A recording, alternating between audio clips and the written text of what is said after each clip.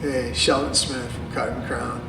Another thing I wanted to talk to you guys about, a lot of times I'm doing shows and I'm in front of people that have been doing crown molding for a long time. And we got these guys that are focused, just tunnel vision on cutting crown molding flat. And so I say, what if I can show you how my system cuts flat crown molding better than your technique? And they go, huh?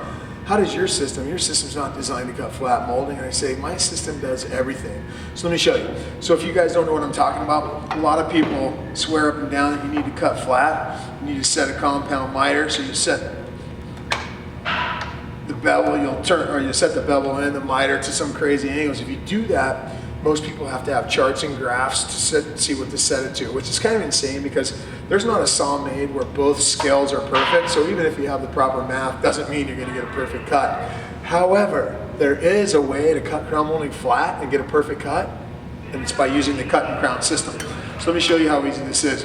So we're going to take our bevel back to 0. We're going to lock it down. If you've seen any part of my stuff in my videos before, you know it's a 3-step program. So the first step is the same. I'm going to measure the spring angle.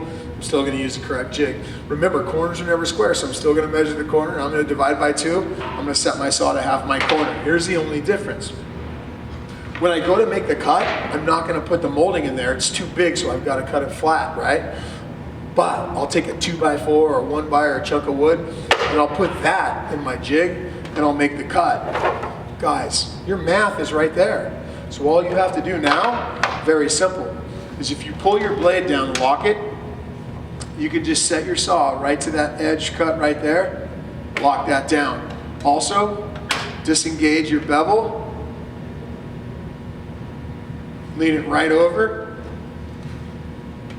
pull your saw, there's all your mathematics. Now that took me about 15 seconds and it's absolutely perfect. I'm not using the scale, I'm using an actual perfect cut.